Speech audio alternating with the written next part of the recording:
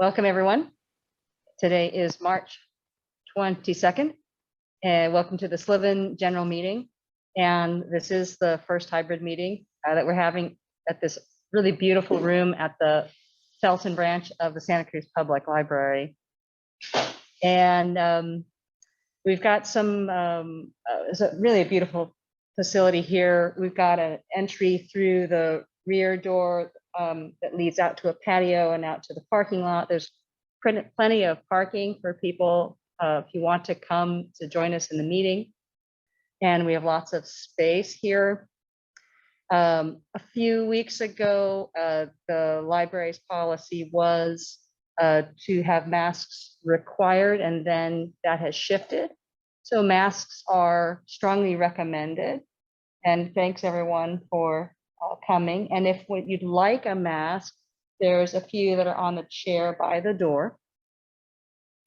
And I think what was explained to me before was for folks in the room, no eating or drinking in the room, but we can step outside onto the patio and do that. I think that would be, let's do that this evening in keeping with their original policy, and I'll follow up with the library for their preferences moving forward. So let's just have some fun and go around the room, and we'll say hi, and then we'll circle back and we'll get everybody online. So although I am masked, maybe you recognize me, Tammy Tracy, Chair of Sliven. How about I go to my right? Liz Taylor Selling, former chair and founding member of the San Lorenzo Valley Emergency Network, also known as Sliven. I go to Jo Marie. I'm Jo Marie. I am currently the treasurer of the board, and I'm happy to be here today in person. Caroline Elam, also on the board of Sliven.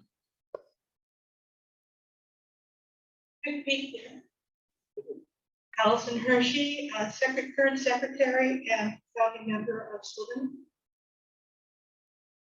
Jim, member. Margaret, member. Daryl, member. Let's see, over this way.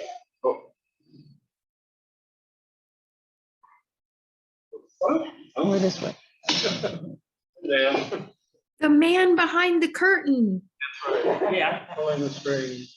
Yeah. the little short guy with the mechanical hands, or not like the Wizard of Oz. Let's move online. Want to unmute and say hi, Lisa? Hi, Lisa Shallup. I wish I could be there, but I already drove round trip twice today and I just couldn't do it a third time. Mikhail? Hey everybody, it's Mikhail. Hi there. Nice. All right. So normally we start with reports, if there are any. Do you have any interesting reports from CERT? You have something, Mikhail? Sorry, do I have something? Yes. I do not. Okay, well, it's just your screen lit up. Okay. Oh, I'm not sure. I don't know why it did that. Let me mute. Okay. The only thing I have to report is that CERT is going to be moving into in-person CERT training. So a lot of people have kind of been slowed down in their training for CERT because of COVID and all the other things we're dealing with. And so we are now doing a hybrid version, somewhat like this, where part of it is being done online and part of it may be done by Zoom or in person. But very soon, probably in early June, thanks, that's what I was thinking. Early June, we're gonna do an in-person meeting, an in-person CERT class. For those of you who don't know, CERT classes last about 20 hours. They usually do one night a week for a sequence of weeks, which is usually about 5. And then there's an all-day Saturday training, and then you're done, and then you get certified, and you can go join the CERT team of your choosing if you wish, and so that's that. The other thing you can do is do the hybrid where you take part of it online and part of it you're probably going to be doing in person. If you are interested in taking a CERT course, if you need to be recertified, because your CERT badge is fixing to run out, which could be true for a number of us, contact Mary Edmond at Santa Cruz County CERT, all one word, .org. And that will get you to our webpage where you can contact Joyce about training or Mary about recertifying if your badge is fixing to expire, or other things about county-wide protocols. So that's all I want to cover. Thanks. Dan, do you happen to have any reports out of Aries? Well, there's, no, but there's a, I don't know if anybody's gonna talk about the Strong Fair. It's coming Sunday. Do we have anybody with us who's knowledgeable about that fair? Oh, Lisa. I Hi, am. Lisa. What can you So- tell us about that event? We're having a Bonnie Doon Strong Fair at the Martin Road Volunteer Fire Station from 11 to 1 o'clock on Sunday. And there's going to be representatives from the volunteer fire team, the volunteer board, the fire team board, the Bonnie Doon Fire Safe Council, the community radio team, Aries, and CERT. And I feel like one other that I'm forgetting, but yeah, it's mostly for Bonnie Doon, but we're just trying to get all the information out to all the people, and for our first in-person get together in quite a while. That's at the Martin Road station. It's on Martin Road.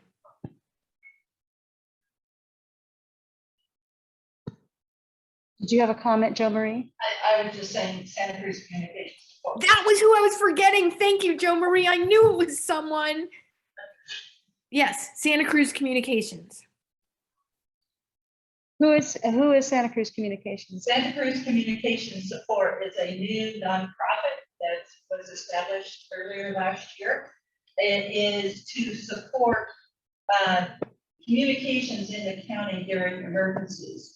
So a lot of the Aries personnel, as well as the neighborhood groups, self-fund themselves. And this is a way to receive funds and help support these people who are doing the volunteer work and communicating when there's disaster or large public affairs that need to be having radio work done. So we're looking at several projects this year.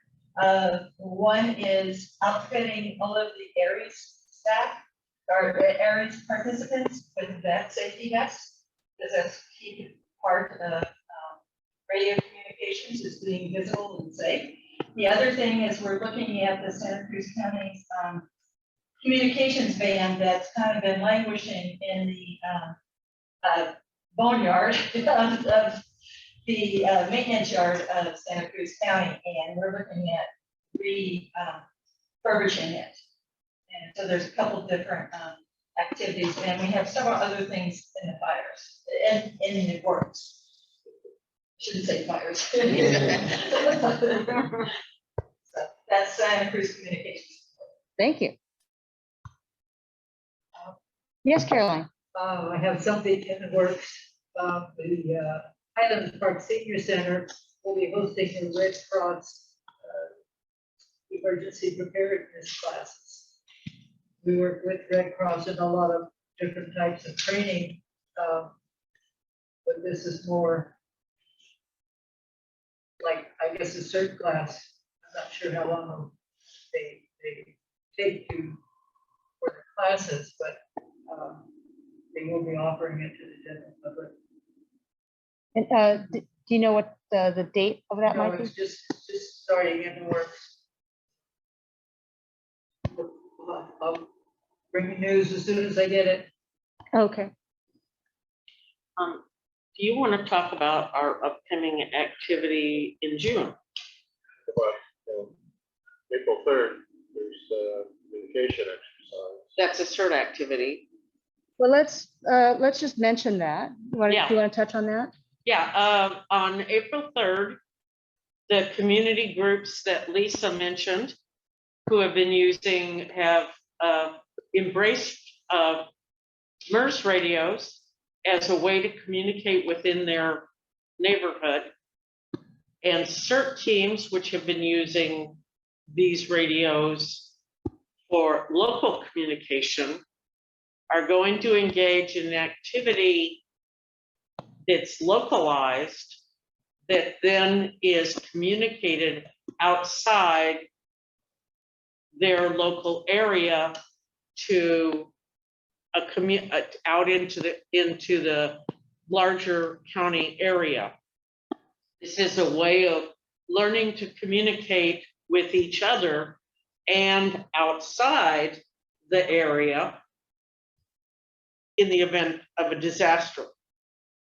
So if you need an ambulance, you can communicate that from where you need it to someone in your local area who will then transmit it out to whatever appropriate service is happening in the county. That could be ambulance, that could be paramedics, it could be a variety of things. But we're assuming that at some point, telephones, cells, and the like could be down, and we're trying to create a web of communications that can get the information out from up here in the mountains where we often have trouble with communications. So we're going to be exercising that on April 3rd. We also have community groups that are not part of CERT, they're not part of ARES, but they have embraced these radios for within their area. So we want to kind of bring everybody together and give them an opportunity to see how to effectively communicate in a wide disaster. Why is this a problem? Because if we don't practice and don't have a vision for how this should go, when this incident happens, everybody's going to be picking up their radio and grabbing it and yelling and wanting help. That is not an effective way to communicate. So we want to start training people so they know how to be efficient with their communication. That's and later in the summer, late summer, midsummer, we will be having a countywide CERT activity that will also include radios. So this is a great opportunity for teams to get ready for that countywide event that will include radios as well as other disaster stuff. So enough on that. Great, Why don't thank you. talk about the Redwood Mountain Fair? Yeah, so well, let's see. Do I want to touch on so we've got two events basically that are coming up end of May and beginning of June. So end of May at the Memorial Day weekend in Felton is the Memorial Day Parade, the Felton Remembers event. My understanding is that we'll be looking for local CERTs to be volunteering to do communications during the parade in support of Felton Fire. So keep your ears open for call out for CERT volunteers for that event. maybe Uh, also some ham radio volunteers too. Also, we will be doing tabling, which will allow the general public to come and ask us questions and get information. And so there, I'll just stick with those two and then, Thank you, yeah, and that date is May 28th, that is a Saturday of Memorial Day weekend. there is a website on the bottom of this screen. It says dan@sliven.org. If you're interested in participating in the activities, please give him an email and he will relay it to me. Thank you. All right, and so then the weekend of June 4th and 5th at Roaring Camp here in Felton will be the Redwood Mountain Fair. And the Redwood Mountain Fair, despite the little hiatus due to COVID, has been a long-running fundraiser and music festival. It is both a fantastic music festival and a fundraiser.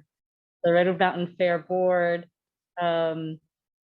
puts on this event, and many of our local nonprofits volunteer their people to help staff the entire fair. And the fair is a benefit for these nonprofit groups. Sliven will be a grant group participant this year. We are waiting for our job assignment. In the past, we've done shuttle driving in the parking lot area, and this may be our assignment this year. Right now, we're waiting for the next information from the fair organizers to confirm that, and then we'll get into organizing. So stay tuned, because we will send a call out asking for any volunteers to come join us with our role to help make the fair successful. It's a wonderful event. Typically, if you volunteer for a shift, then you can actually come in and see the music for that day, and that's a wonderful benefit. And it's also just a really fun event. So we're looking forward to that. And assuming that moves forward, we will be probably doing some training for that in the month of May leading up to June. But tabling also, I think what we should talk about is potential dates for supporting tabling events. We know that there are some, the firehouses there's a Mother's Day pancake breakfast. Yes. We're hoping that'll happen in May, typically early May, like maybe May 8th. Mother's Day, Mother's Day, okay. And then again in Father's Day in June, which is June Yes. 19th. and that's at Cyan. In Zayani Fire. So if anyone is interested in helping out with doing some tabling at those events, those are real fun. Please let us know. It's a great way to meet the community, talk to people, give them information. We provide you with all the information. All you have to do is be willing to chat and hand out, give people information they request. It's all just laid out on a table, just like I'm sitting here. And it's just a delight to meet the public and find out what they know and what they don't know. And so it's fun. And the people we're doing this for do appreciate it, our presence there.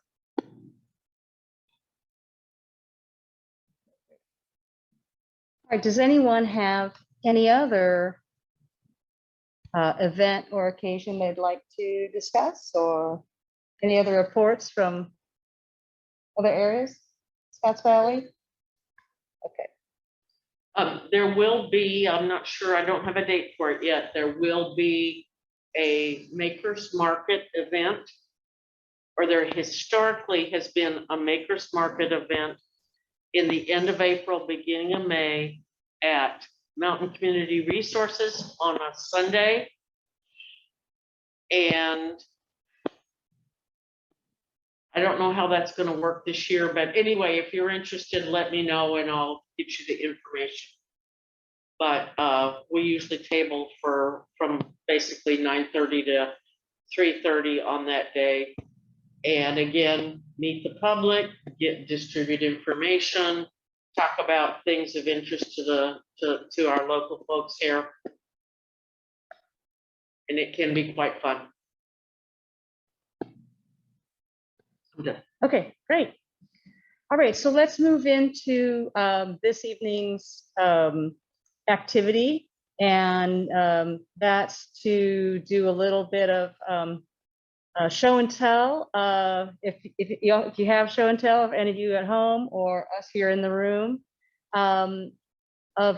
regarding emergency preparedness. So, we hope that you're working towards having a go bag for yourself and your family. Maybe you've got one in your car.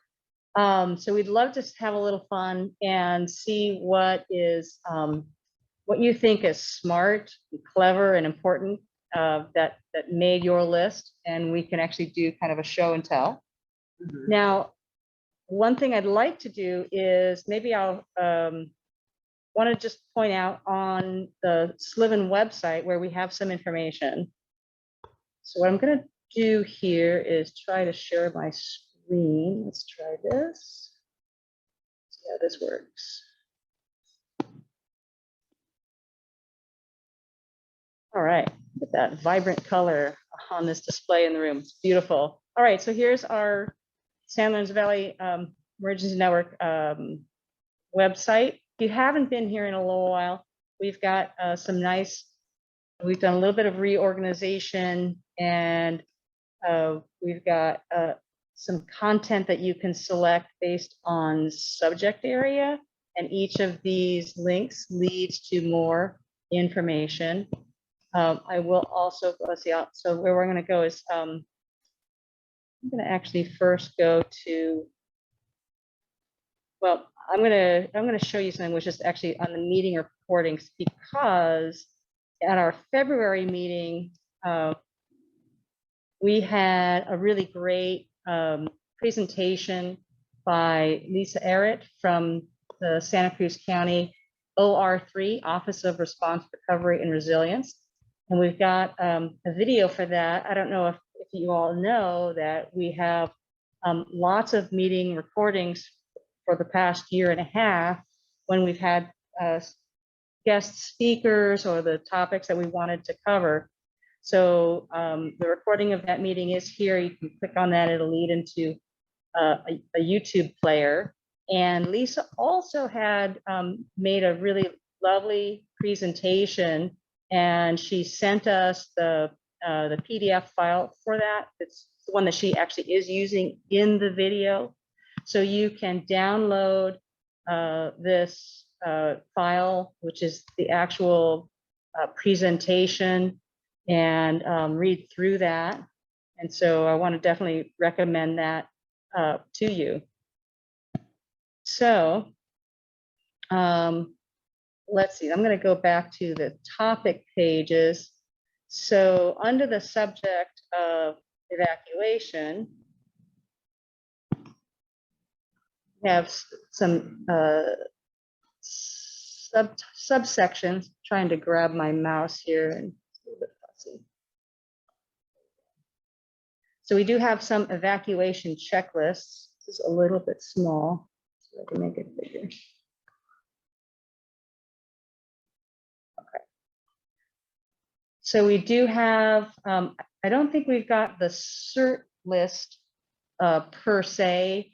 We have some evacuation packing lists. We have one that we've created, Sliven created just last fall.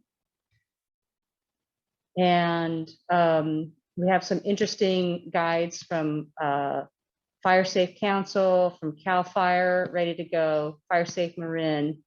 So these are there for you to look at. If I open up our sample evacuation packing list, then you can see this is what we've come up with. the structure of this document is, was organized in terms of prioritization of available time. So you can start with, if you have 15 minutes, so I've got a column of what do you take and what do you do. So so if you look at what, the most important things for you to take, of course, includes, wallet, your money, your phone and chargers, keys, medications, glasses, our computers and cables, don't forget those, vital documents, and your go bags, anything also related to computer, like your backup drives, your pets and pet food. Notice on the do list, the first one actually is something that would be not practical to do when you had 15 minutes left, but really should be more of a practice of preparedness in your life.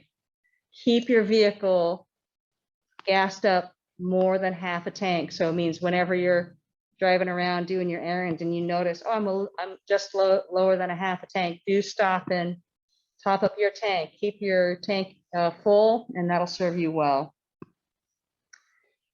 Notify your out of area family, and in your home, close your windows.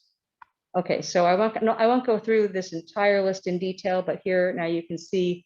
So if you have an hour, what would you do? So a lot of these items on the take list, maybe they would already be in your go bag if you had them already set up.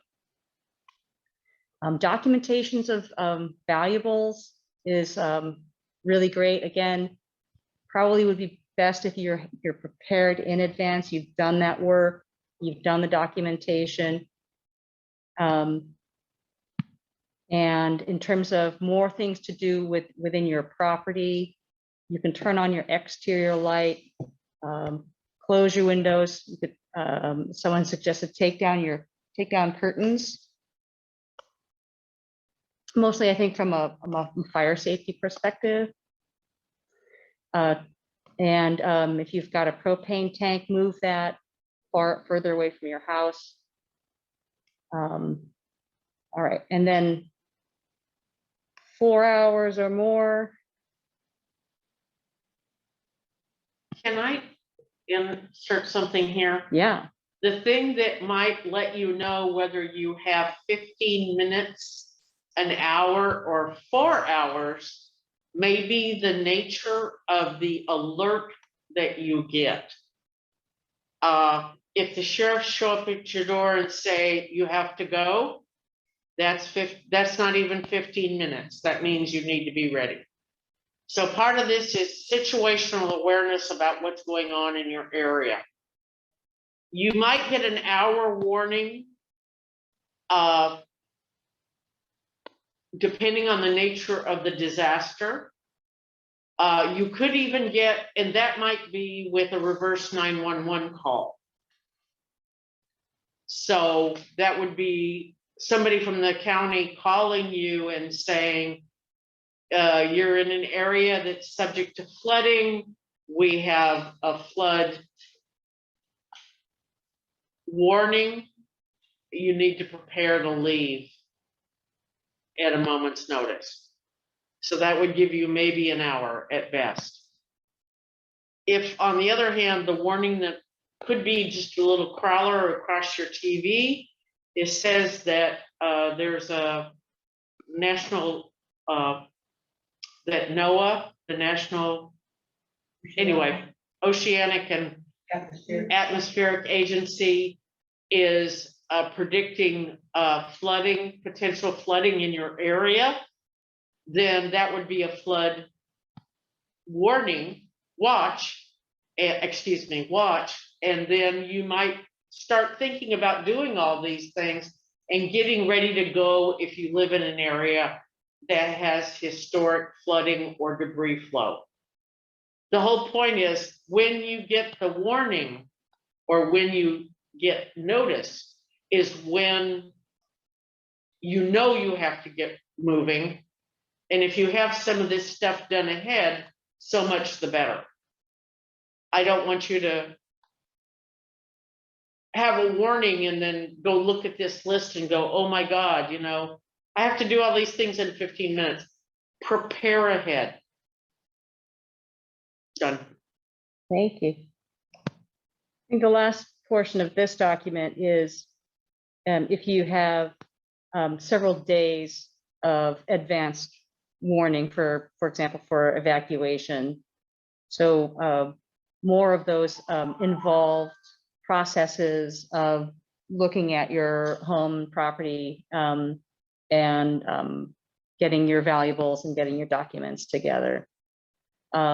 Empty the refrigerator, I think, would be an important one. I think that, right, with the CZU fire that we experienced, that even those who were so fortunate not to have significant property damage, but were out of their homes for such a long time, that the refrigerator situation was a bit of a surprise. I think maybe the biggest surprise was how resistant the insurance companies were to covering that losses. And I don't. I'd like to clarify that a little bit so Yeah. everybody gets the picture. Sure. When you leave your house, because you have an evacuation warning like we did during the CZU fire, they may turn off the power to your area. Your refrigerator could be sitting there for a day, overnight, or 2 weeks with no power, and it becomes a science project. So the more you can remove or be ready to deal with when you come back. There were people after the CZU fire who had no damage, but they emptied the refrigerator and said, I'm getting rid of the refrigerator. It stinks. I can never get this smell out of here. And so be aware that those kinds of things can happen as well. Also think about what you're going to do with your animals. During the CZU fire, most people were able to take their dog and cat or even get horses moved out. But some people could not get their flocks of chickens out. Fortunately, we were able to send some people in who fed and watered those, although inconsistently. But chickens are amazingly hardy.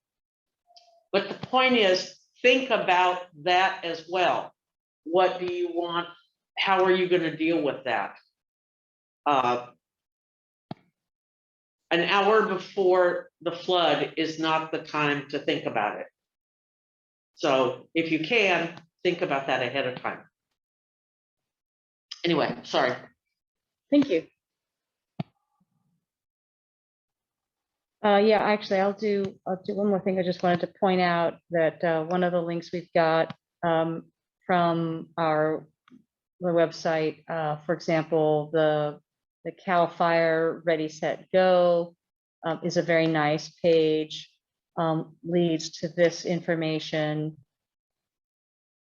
So they have, they do talk about a similar concern. So pre-evacuation preparation, power outage information, evacuation steps, animal evacuation. They've got some very nice content here. So definitely take advantage of this and give it a look over and see how it will help you be prepared. Let's pause here and see, does anyone in the room or on the call have any questions or comments so far? And how well have you been able to hear us all in the room?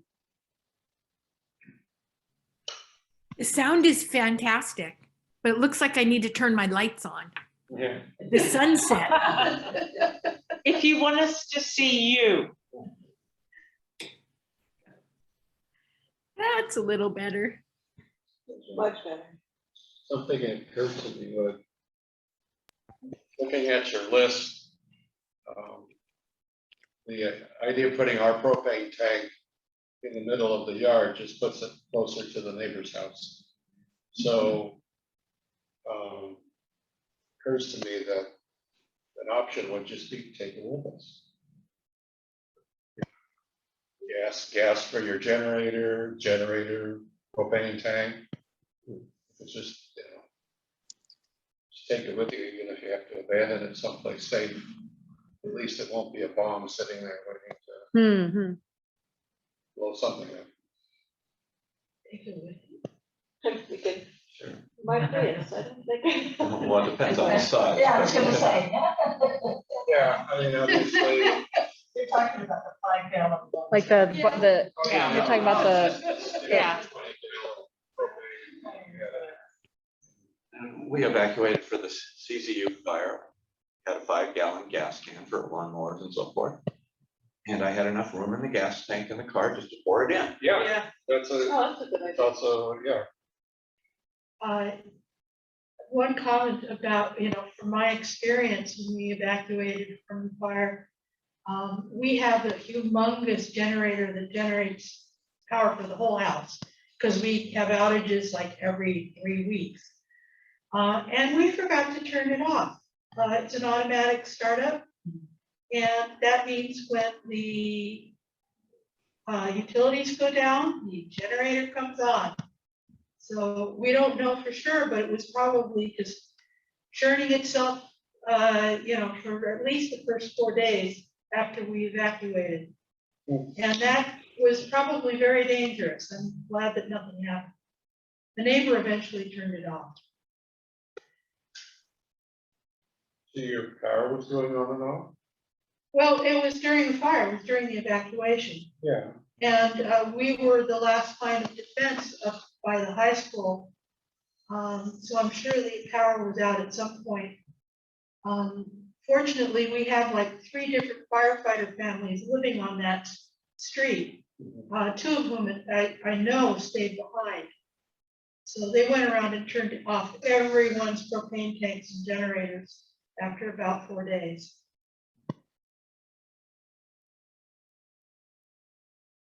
okay, thanks for sharing that. So let's move into some fun show and tell. Does anyone have anything to show and tell? I was wondering, actually, what seems interesting from this camera perspective is, Liz, the table that you're sitting at seems to be a nice central I spot. can move over. Yeah, maybe we could use the table surface for like a little show and tell surface. So if you've got something, you could come up and speak to it. Would you like to Okay. do that? Yeah, there's a couple things from cheap things to expensive. Actually, Tammy, everybody's head is cut off. I have my Wow. go kit, So I you don't should have my just be go saying kit, an but I have empty my table. surf bag and my radio kit, all in one place. Let me go around this way.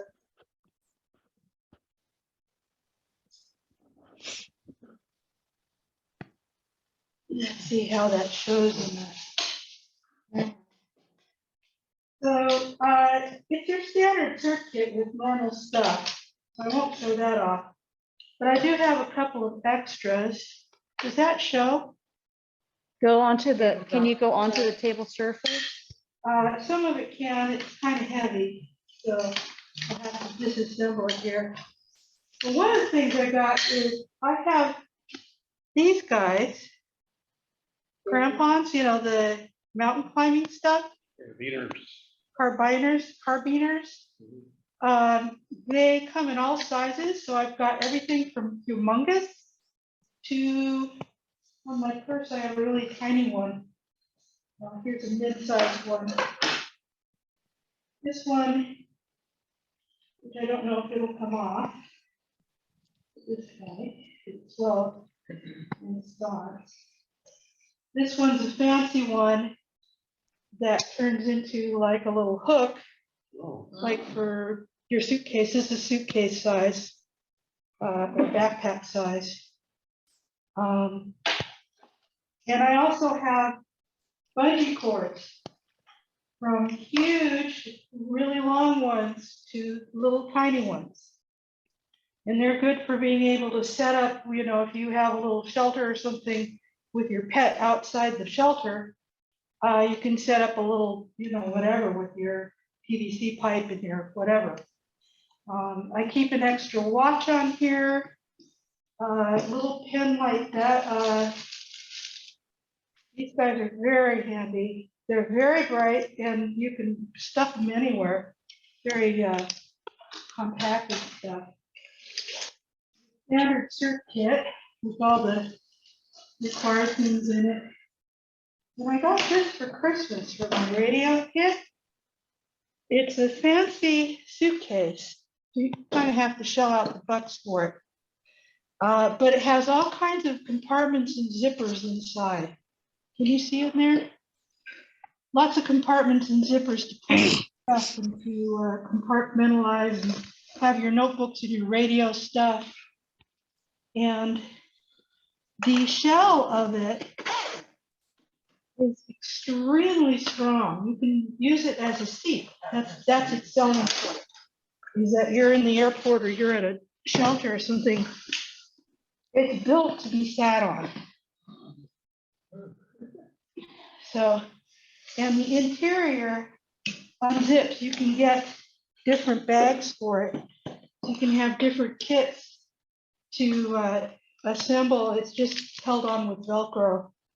So the selling point is the skeleton. And it comes in two styles. One is your standard travel one, which is overhead bin size. And there's one that's sold for sports, different dimensions, and probably more suitable for radio kit because you can put your notebooks and things in it. And that's aluminum? It's aluminum, yeah. Very, very strong. All kinds of outside zippers for your things for quick access. But it's very expensive. It's about $300. And So if you have money to burn for this emergency this crap. bag is made by Zuka, is that right? Yes, Which is ZUCA. folds out like that. There's bits and bobs in there that comes with a bunch of different bags. You can put your stuff in it. It makes an ideal radio kit for all the little pieces for setting up your radio station. Well, you're not lighting it, you can roll it. Yes. The sports version has special wheels so you can get it up and down stairs and go on rocky pathways and things. This one is built primarily to get through airports. My husband got it for me. He didn't know the difference between the two, so I got the airport version. So, Easier to multitask. mhm. Hi, Karen. And of course, this is always handy. It's just your portable sit-down thing. You need to sit down and there's nowhere to sit down. You've got a seat. Or a tripod for anything else. That's why I was going, it's taking pictures. So that's my show and tell. Well, and not just for you, but if you have little ones or somebody who needs to sit down right now. Mhm. I got it for standing in long lines down in LA during premieres and things.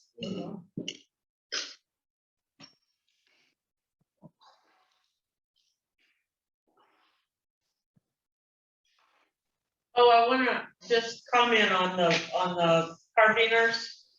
They sell some at Dollar Tree. Don't buy them for some place where you're gonna be putting a lot of weight or anything on them. They might be fine just for hooking something up, but they're generally not really super reliable. That really goes for any of the carabiners that are not certified for climbing. Yes, Yeah, they're just, oh, they can be convenient and helpful, but they're not reliable for weight. You're gonna get bored with it. Oh, I just have one item. This one I picked up at Costco, a few months ago now. And as good practice here, I realized that I have left the cord at home. But it's a really bright light. It has 3 different layers. It's pretty light. Oops, here, leave it there. And then Battery or electric. it's all charged. Oh, So, okay. but it's got a USB cord and charger, so you can charge your phone if the power goes out. It's slow. I tried it camping, but if you don't have any other power or other choices, it's kind of a nice in between thing. So great for light as well as extra power. Red rectangle. This thing, So That's the power. the switch. Okay. it's really bright. Ooh, it's very bright. Sorry, I didn't mean to put in your eyes, but really bright. Has 3 different levels. And you can see where easy see whether it's charged or not. It has little green lights to tell you it's ready to go. Anyway, that's my little toy, and you can see, put it there. It's got a little hanging. How does it weigh? Really light, and it's got a little hanging. I don't know. What you say? Yeah, relatively light. But What brand is it? sturdy enough to hang in a tree if you need to, or anything like that. FEIT electric. Fight Electric, does it have a model number? I think it was like 2 for $40 or something at Costco or something to that effect. So not very overly expensive. Does it have a model number? Yeah. I'm not seeing model. I might be able to figure that out. But Yeah, okay, so let me just type this into the chat. So that there's their Okay. website, fight.com. Oh, so one more I sec. got it. And but- then this is, it says it's a rechargeable. So what's like LED work light. And that WLR 2002. So that's what is on the back of the device. Oh, it's feet, yeah, FEA. Oh, FEIT, yeah. FEIT electric. So, so you must have to plug this in to charge it up. Right, I plug it in to charge it up. But once it's charged, I used to walk the dog too. So they can see me, because I got accused of not being able to be seen in the country roads. But, and yeah, so for emergencies also for your car stuff or whatever. Nice. Anyway, Thank you. my gadget. Caroline.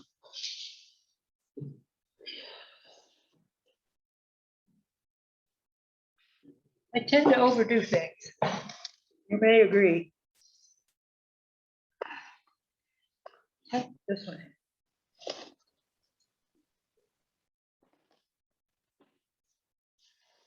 Sorry, this is gonna tilt. I have to. My bag substitutes or does double duty, not only as a go bag, but as my map your neighborhood under my bed or next to my bed equipment. So you'll see a lot of things in there. I have my MERS radio in a separate bag. I have a purse that I take with me when I get in the car. A separate purse to carry in the store, so I don't carry the whole thing. But this actually is another emergency bag. This is a little gift that a friend of mine had given me. It comes apart as a long cord for tying up things. Parachute cord? Yeah. And I've got some extra maps on the outside. I've got pens and pencils, belt tip, regular ones. I've got extra cash. Got the triage thing and gloves. And I've got my keys I keep in here. I also carry water around. So I'm wherever I go, I know I've got some water. And what else? Well, that's mostly important stuff there. the keys have a, forgot the name of it. Little thing to put in your computer to copy stuff. Flash drive. Flash drive, thank you, I'm sorry, I was blanking on that. Now, here we go. Oh, stop. Got it. As I say, this is my under the bed in case something happens. I have a small flashlight and a whistle. The battery is stored outside the flashlight. I have my, what is it here? The, not in this one. The map your neighborhood list of neighbors and such. If I evacuate, I can contact them at any point. I have a Boy Scout handbook. See one of those in there. I found that where I found the suitcase for about $10 at the thrift shop. Not as nice Thrift stores as are the other great one, but places it for serves its suitcases. purpose. A poncho, water gear, another flashlight, pencil sharpener, a small first aid kit, 3-in-1. Oh, Now, what did I need right next to the, yes. Next to pair of shoes and the helmet. What is recommended for map your neighborhood. Yeah, another first aid kit. I should say, I have a cert kit in the house if I need it right in the neighborhood. And I have my husband's in the car, my late husband's. So I don't have to worry about transporting them back and forth. So I've got my helmet, and this is a life mask, which will keep fresh air inside a bubble for about, I think they said 30 minutes, but that seems an awful lot to me. Maybe when you're breathing fast, not that much. But if there's a smoke-filled atmosphere, it might help.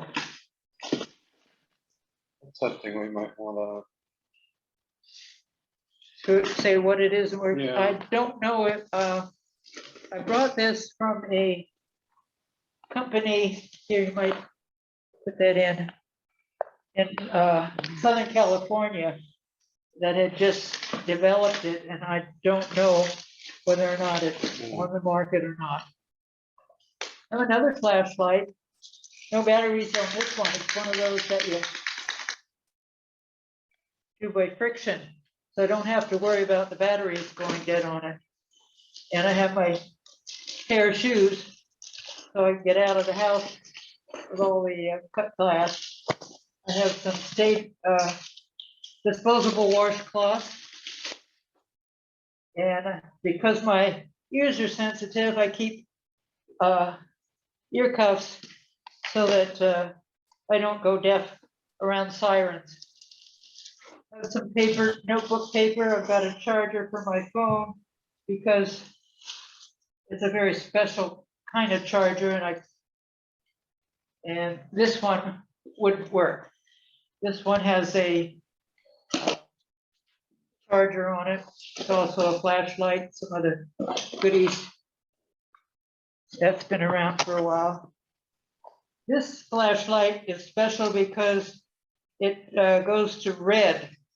So if I'm in a shelter, I can use the red light at night and not disturb the rest of the patrons. I have some more water. And I have important documents and medicines in here. And I have a pencil sharpener and, oh, here. I have a plug that's 2-prong. So if you have something that's 3-prong and you can't plug it in, it'll transfer it. It might get hot, so you need to be careful with it, but at least you'll have power. I think that's about that without getting too boring here. Okay? Oh, change of underwear, it sucks. I have some food, a snack in my purse too, that'll keep me going for a while.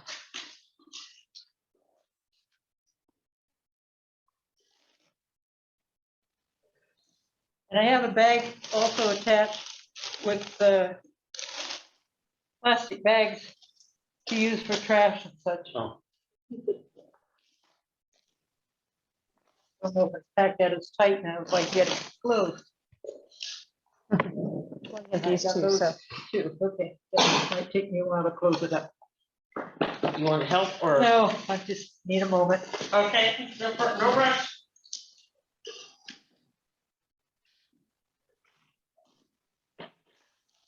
Well, I've got a few, just a few things. I didn't bring along my big bag. I thought about it. And then I thought, well, I'll pick out a few things from the bag that I thought would be useful to share. Actually, I showed my bag, but this was probably 6 months ago, I think, at one of our general meetings.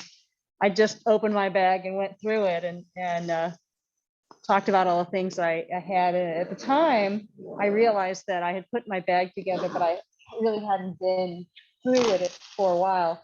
So about a month ago, I had some spare time and some inspiration on a Saturday and pulled out the bag and took all the clothes and, you know, tried on the pants that sure enough didn't fit me any longer. I needed to get rid of them. And then I was delighted to find a pair of shorts that I thought had gone missing, that I was looking forward to wearing this summer. So, so that was nice to be able to go through that process. And also, one of my loves is, maybe I can move over here now, is 3x5 cards. Oh. You know, you could just get 3x5 cards of, you know, any color or whatever, but, you know, I just, you know, find it really handy that they're, you know, a little bit more firm than a piece of paper. They can fit in your pocket or in your purse. And I just, you know, now I'm taking some notes from you all, like, oh, these are great ideas. So I'm taking some notes about what I want to add to my kit, and that's going to go back in my kit. I'm going to go home and work on it. So yeah, so I had my to-go bag. I knew that I didn't even have a winter jacket in my kit. And I thought, oh, I'll just remember to put it in my bag. But finally, I was staring at all my coats in my entryway closet, thinking to myself, well, you know, I don't usually wear this jacket out, and it's a perfectly good jacket for emergencies. What's keeping me from putting it in my bag? So I finally, like, yeah, that's smarter, is not just to remind myself that I need it, but to go ahead and put it in my bag. So I still have a few things here that I need to get in my bag, and now I've got some new ideas. So it's so interesting that you know, Caroline's got you know, a large bag, a purse, if you will. I like this kind of, it's like a tiny messenger bag. It can function as a purse, or it can have some of my more important or personal items that I want to have, and just have a bag that I can grab, sling it over my body and go. So I've just brought some things. In my kit, I'm gonna basically, it may be empty largely, except for, you know, like the wallet with emergency cash. I've got, I made a list again on like a little bit of a larger cardstock. I put all of my immediate family's contact information on here. Now I know I've got it in my phone, but you know, anything can happen. And, you know, I would never be able to recall everyone's numbers at a moment's notice. And, you know, your brain you can get into a stressful state and just not even remember basic facts. So I did that. And I also wrote down some of like the primary account information, like the policy number for my homeowner's policy. So I could, could call any agency and say, look, this is my policy number, help me if I needed that. Okay. So let's see, other fun things. I finally realized also that I had too many little things bouncing around in my bag. And I also had used some bags that were like cloth bags, or they were bags I couldn't see through. And I finally realized I should stop doing that, because again, it just makes it harder to find the things when you're in a stressful state and you need to get to the items that you want. So I'm gonna be standardizing on like gallons of Ziploc bags. And I definitely feel like also having a bag of bags, right? So this is just a quart-sized bag in which I've grabbed empty clean bags and I put them in here, because you're going to be needing to organize your things. So it's good to have those with you. This is an example of a quart-sized bag. I've got probably too many things in here itself, but at least I can see them all. Yeah. This one's got, I got a little, like a blank book for any purpose of writing that I might have, some extra pens, extra pair of reading glasses. That's probably going to be like my number one, like where are my readers? I also love little carabiners, and same thing, sometimes the little ones you get that are freebies, maybe they're only good for, key rings or something, but I also like to have my water bottle, have a carabiner, then I can clip it to my waist and walk around and have enough water, to drink during the day. So that's sort of what's this little bag. I had some of these little glow sticks.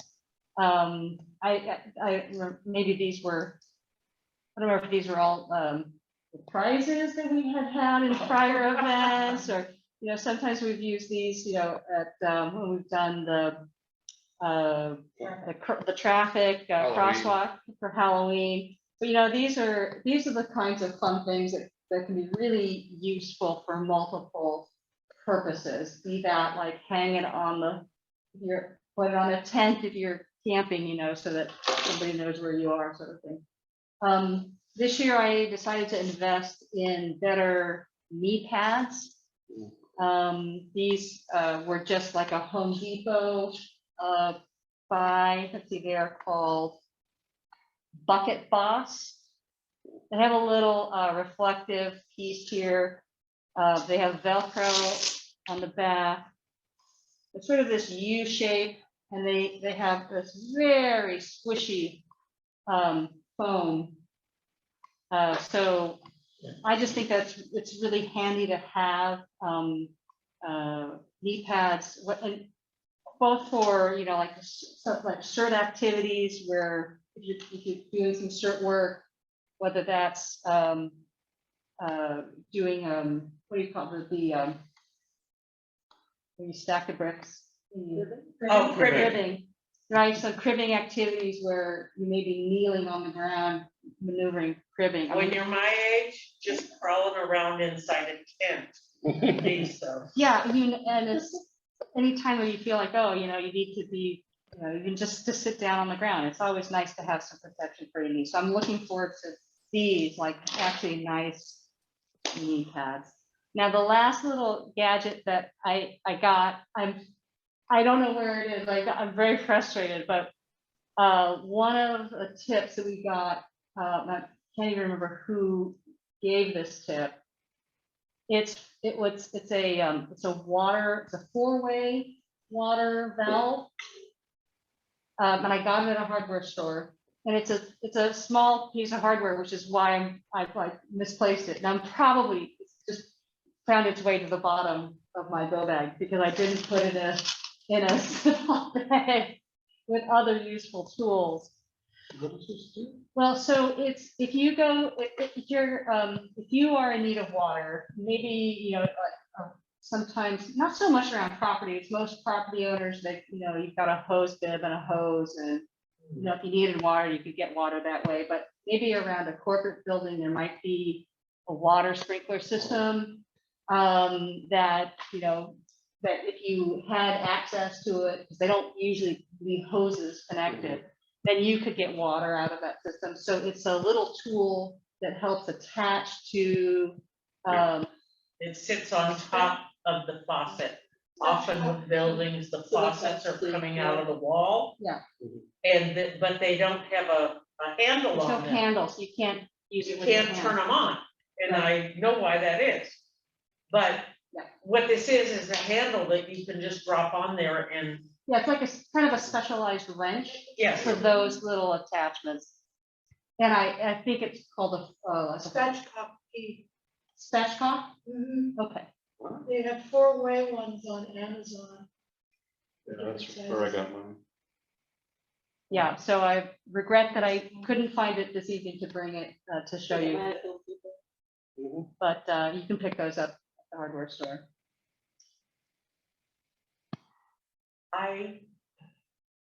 are you done? Mhm.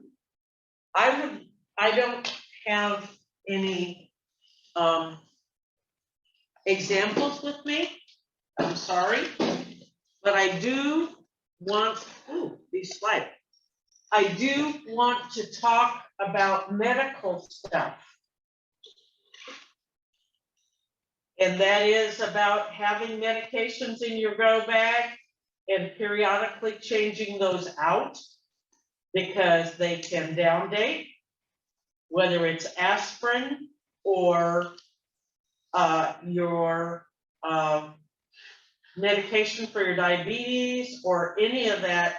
You need to stay on top of that and make sure that you're moving new stuff in and pulling the old stuff out and using it before the down date for them. Obviously, things that have to be refrigerated and grabbed as you're running out the door. You cannot store those ahead of time. Think about what you'll need. If you grab your insulin, but you don't grab needles, your insulin's probably not going to be of much value to you. And you're done, right, Tammy? Yep. Okay. Another thing, like sort of starting at your head, those of us that wear glasses or contacts, one of my recommendations is if you have a spare pair of eyeglasses, that's wonderful. But you may not have a spare pair of eyeglasses because of cost. What you can do is take an old pair of glasses. As someone who has had their glasses fall apart while I was out of town and had to rely on my husband's glasses, which were close enough, if you've got an old pair of glasses, the most recent pair is best, then put them in your go bag because they'll probably function well enough if something happens in your current glasses or contact lenses are broken, which we all know in an emergency that can happen readily enough. Think about if you wear hearing aids. Also think about this if you are caring for somebody who has any of these issues. Hearing aids have so much stuff that goes with them. Batteries, filters, a variety of things. So be sure to have a little tiny packet of those items with you. They'll slip in. Tammy's idea about having a bag with all of your stuff, here's my meds, here's my eyeglasses, here's my hearing aid things.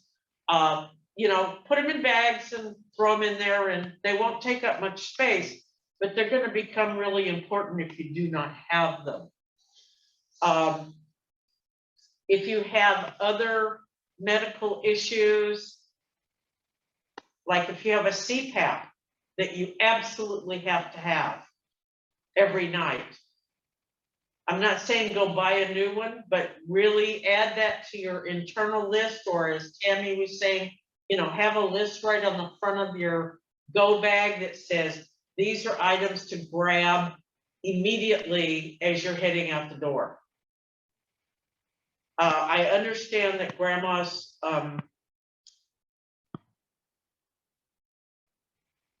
little doilies might be important, but if you can't hear, it's gonna be more important that those things. If you need your insulin and it needs to be refrigerated.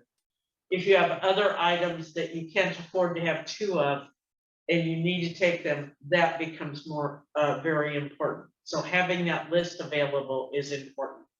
If you have any kind of issues with your feet or anything like that, be sure to include a set of orthotics in your go bag or in the shoes that are in your go bag.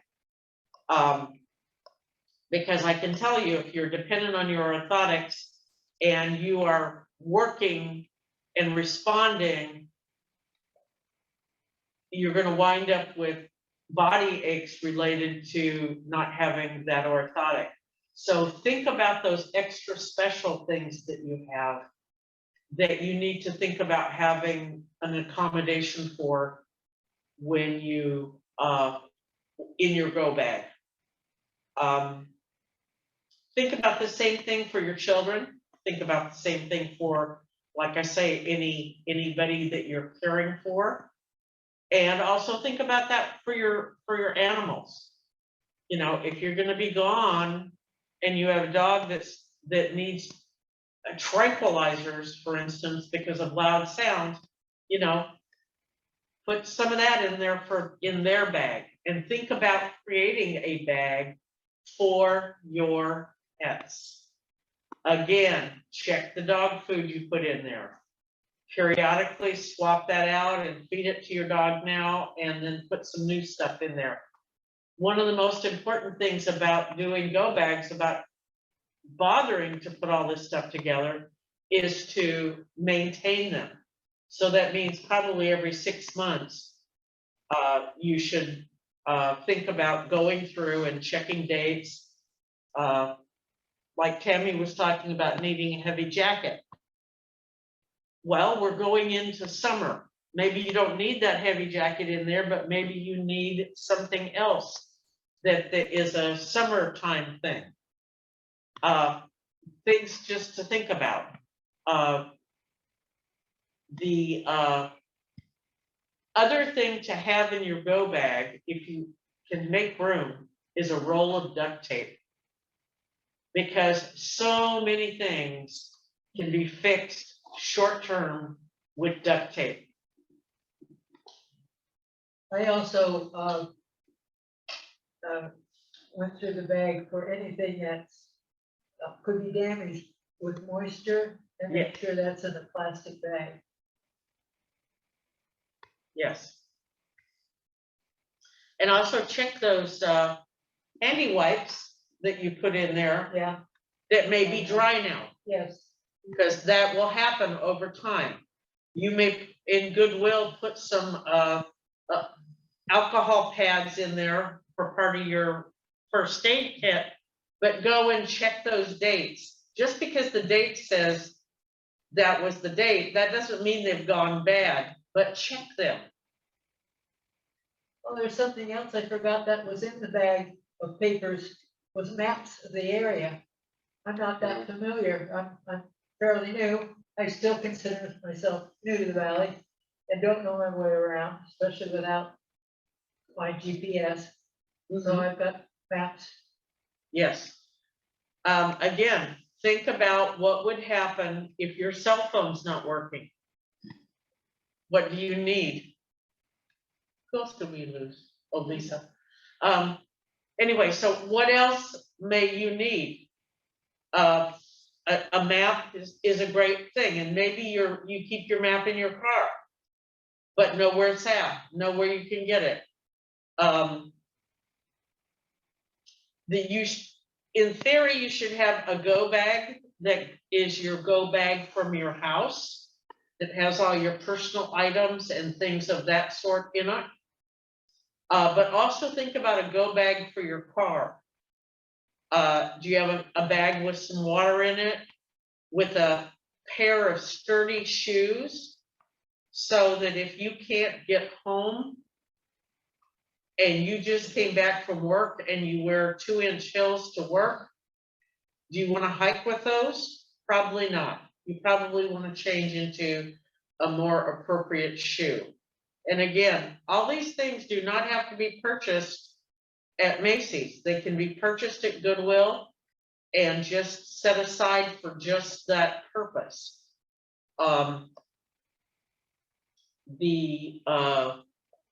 It also works in, Pardon?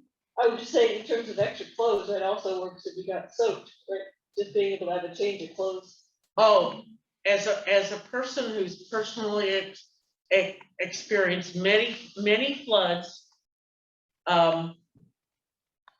warm socks, clean socks are the best thing in the world at that moment. It's probably better than some food. Yes, grabbing having some dry socks, having a pair of dry pants. And I want to say about the thing with the phone, around having all your information in the phone. I was out doing my get out of the neighborhood, evacuate, because we have a flood thing.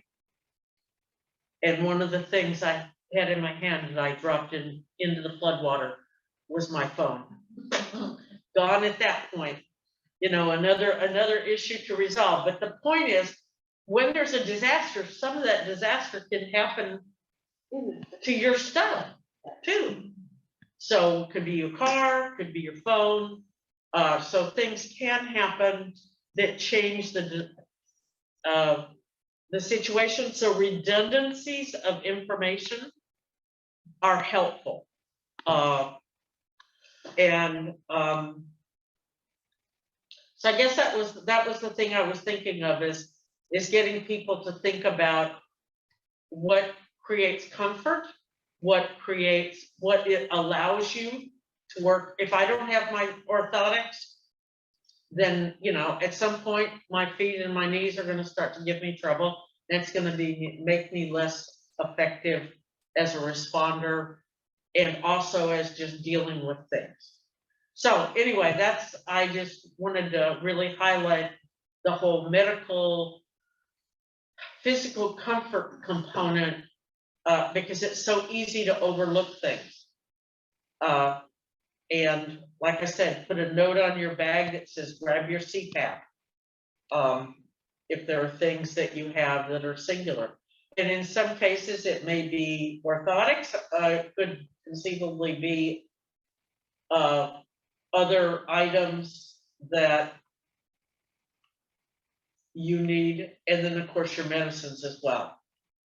So anyway. Jo Marie? I forgot to bring it out of my house, but I wanted to tell you what I've done in my house, because nothing's more than frustrating to pull out a flashlight and it's dead. Because you constantly either have to do some cycling of your battery for your flashlight's charging or something. In my house, there's a few steps here and there, and they're ankle breakers and stuff. So what I've done is I found a light bulb that is rechargeable. And all you do is you screw it in the regular socket, and it constantly is being charged. And then when you disconnect it, there's a little attachment piece. It can hang as a regular light. You can turn it on and off, and you always have it charged, because I always have my lamps on in the evening.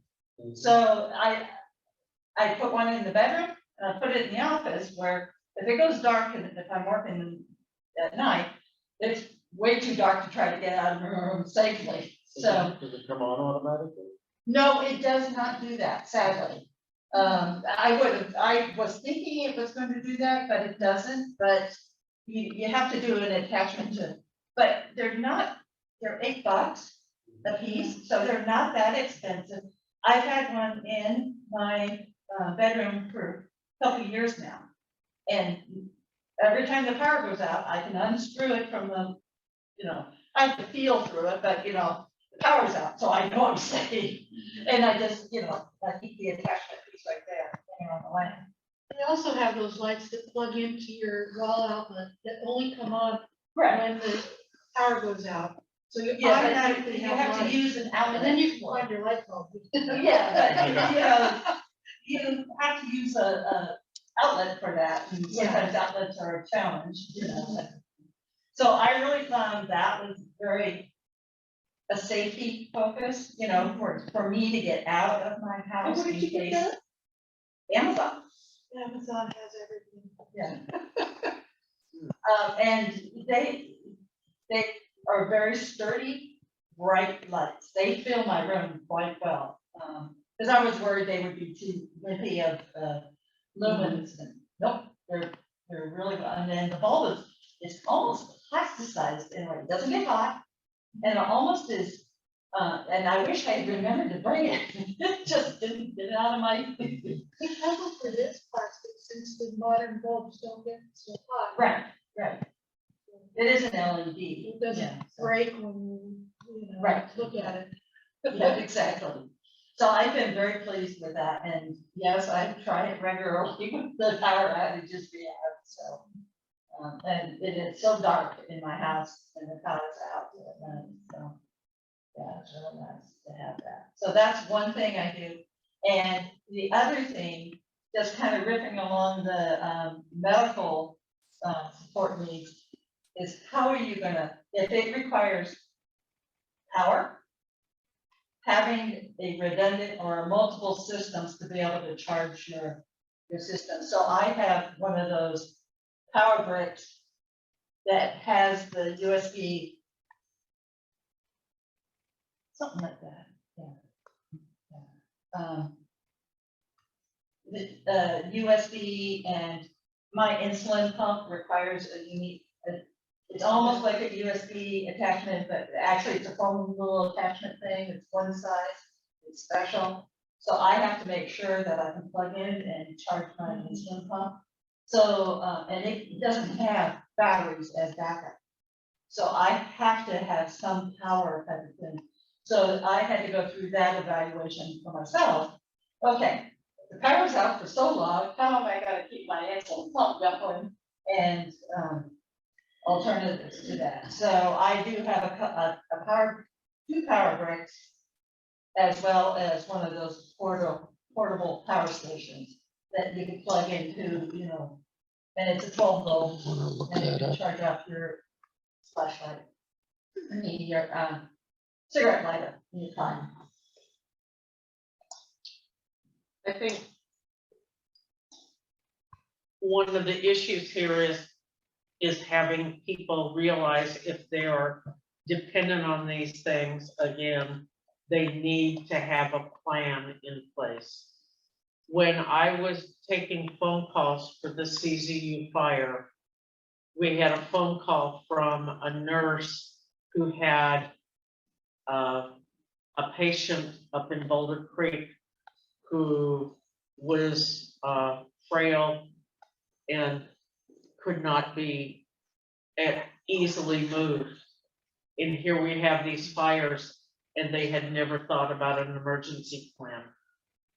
If nothing else from this event, you think more broadly about what you will need and how you need to plan for that, then we've done an incredible service for those who attended.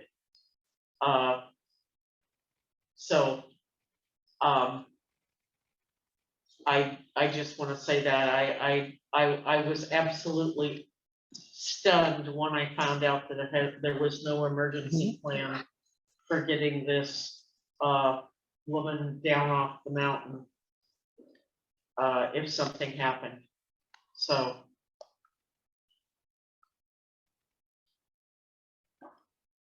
And I never did find out what happened, so I referred her to the sheriff's and hopefully she was able to get something done to accommodate that need.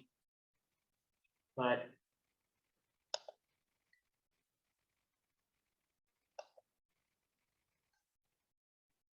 And I've been doing a little Amazon search here, looking for the device that Joe Marie was describing.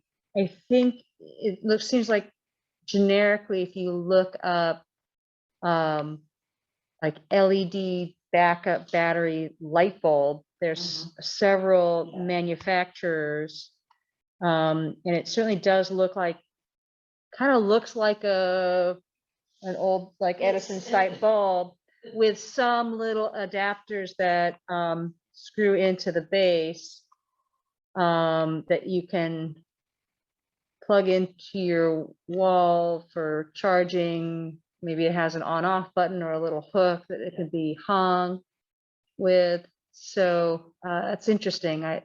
Interesting to note that there is such a device out there. I was shopping for Yeah. light bulbs and I came across it. That sounds like a good idea. I wasn't looking for something for emergency preparedness. I just came across it for light bulbs. Mikhail or Karen, hi. Either of you want to unmute and tell us about something from your emergency kits? Just that I've been really impressed by all those I've seen before. I mean that all those who presented tonight, and it will be, and another suggestion I'll make at another time. But thanks everybody. Very good. All right. Yeah, Yeah, Allison. something I forgot to mention, I think I showed it off in the last Go Bag show and tell, which is getting a 5-liter dry bag, which is a standard piece of equipment for people who go river rafting, keeps all their items dry.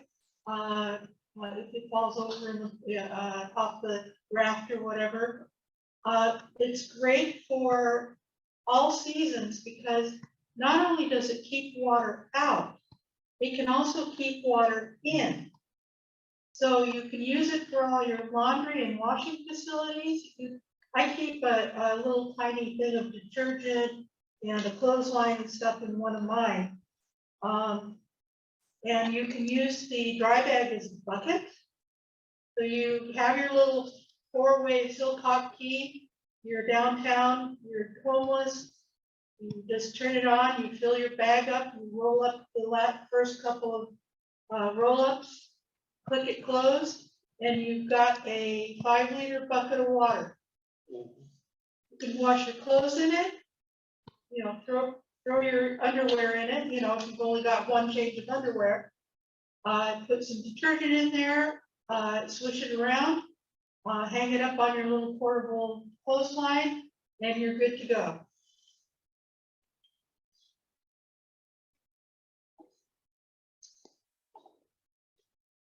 Nice. All right. seems obvious, but a reminder, in the travel portion sections of most drugstores, you can get stuff in tiny amounts. So you don't need to pack a 16-ounce bottle of shampoo.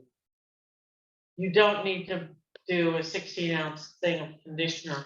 You can get smaller containers, and that will also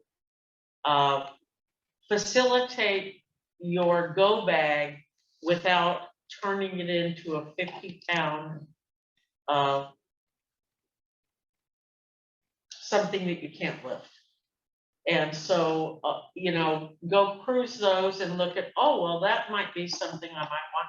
Maybe you don't want a whole box of handy wipes or, you know, things for changing diapers or whatever. Maybe you just need 10 of them. You need enough to get you by for a short period of time. So I recommend that as well. So.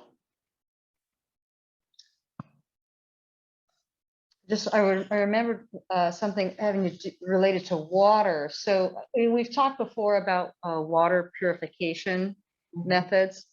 And I don't know if you've been to the new REI that opened in Santa Cruz. You know, because it's always fun to go look Yeah. around through REI, right? Well, so they have, you know, the like water, they have, of course, different kinds of water filtration systems and so forth for camping, right? But they have packets of the water purification tablets. And you can get just, you know, it's basically a very simple Ziploc, clear Ziploc baggie with 20 or 30 water purification tablets for a very reasonable price. And I'm like, well, that's perfect because it's what I want. It doesn't have a ridiculous amount of excess packaging. It's not complex. It's not liquid itself. Like I've been thinking about, do I need a like a little glass dropper to store bleach in so I can do, but like that's, you know, it's so messy, but concerning about having like that in your bag. So I was just really tickled, like, oh, it hadn't occurred to me to kind of look at it through the lens of like, you know, camping supplies for something like that. So that was a recent find I added to my bag. Signs of pretty more reasonable sizes, like quarts or liters instead of gallons. too? I think so, because I think most of like in the camping context, you've got a smaller container Yeah. to Usually consume your You water. buy the bottle of them, it's like, they're thinking of gallon size treatments, and it's like, am I gonna cut this into a quarter or? You know?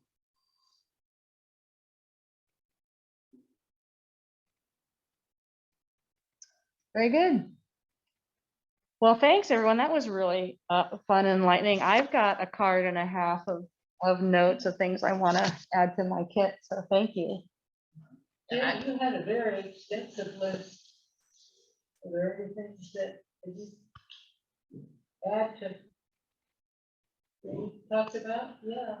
I wanted him to bring the thing that he got at Harbor Freight. Which is just one of those 12-volt batteries with, you can charge it from the wall and you can start your car with it, or you can, it's got USB ports. But every time the power's gone off, it's been wonderful for recharging phones and everything like that. But honestly, my basic things are my Swiss Army knife and my ham radio. There's that. Yeah. Don't have to know my phone number on that one. That's more stuff than the Air Force gives you for survival training. Yeah. So just to go back, the 12-volt battery, what that is it's a device it's sold so you can jump your car, right? It's like is that right? Yes. Okay, so what it is like they're only about like this big, they're a bit thick and they're heavy because they are a battery. Yeah, I got the old style bigger one, the lead acid battery. No, Still lead acid, yeah. well, they have these, they're basically like they're USB, which is like, what? You can jump a car with something that like, you know, you plug into the wall with a USB and you literally can. I wanted to have one for my vehicle because of, you know, everyone's car sitting around for what, you know, a couple of years here, right? Through COVID, you're not really driving your car very much. And so my battery drained and I've got some other electrical gremlin, right? Something's draining my battery all the time. It's such a pain. So I went to a good quality auto parts store and talked to the guy about these devices. They had several, and for my vehicle, the size of the engine it is and so forth, he made a recommendation for one that was appropriate for the car.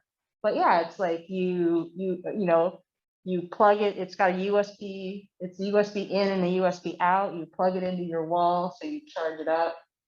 And then you could do a USB out to like charge your phone. And then the other end has a connector that goes to the standard like battery clamps. And you turn it on, you clamp it to your battery, and you just have it connected for maybe 20 seconds or so, and then you start your car. And I'm just shocked that something that's so small can literally help you Yeah. start your car. Mine's the version I have has a flashlight with it, and that flashlight can be a strobe, a red strobe, Aha, and a white strobe.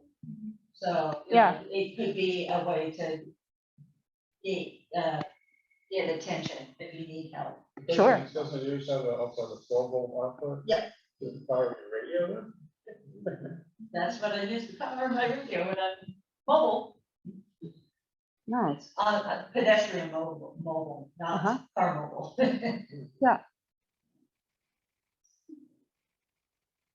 But like at the Mountain Challenge, she had her mobile radio plugged into that. and Charger as a power supply source.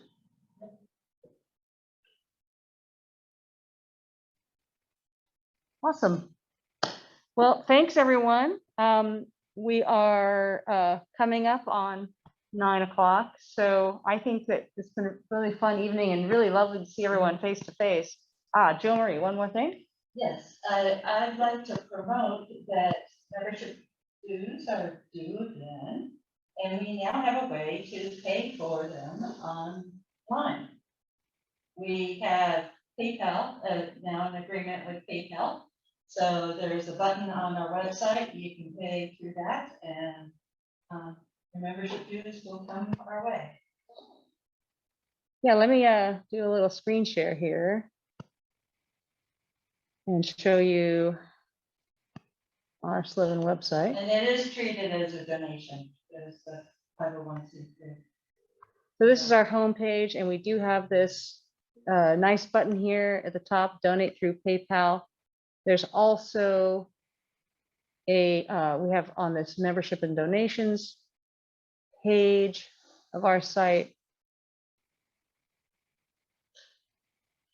Oh, this big blue one. So I think that these have two slightly different behaviors. We're going to fix this. This one goes right into the donate button for Slivin. And so this is using the PayPal system that Joe Marie is referring to. And you can do a donation with a debit or credit card. It will be run through PayPal. Let me go back to that first page, the first link, because it actually will.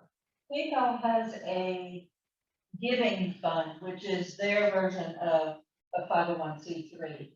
And so when we do that, there's less charges that come our way for being able to use this service and stuff. So it's supporting each other, you know, type of thing. So it's PayPal for giving fund. that we Right, it says, use. yeah, donate with PayPal giving fund. And I'll, so I can get this to scroll down.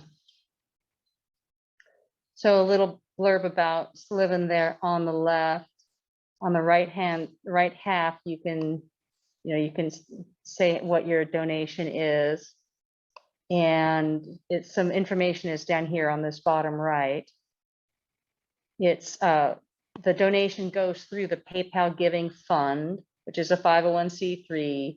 And then there's a little bit of a time delay, but then all of that money comes to Slivin. So so far it doesn't seem like there's any fees that are associated with it. It's not, you don't get, ding 3% or something, or some fee. So your donation does come through.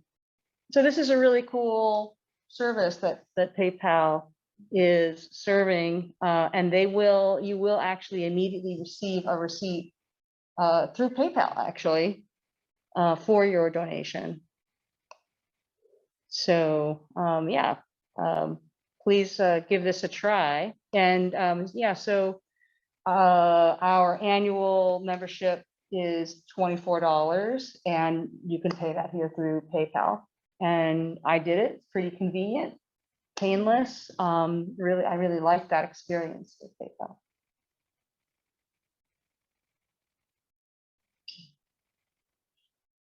All right. And with that, I think we'll bring this evening's meeting to a close.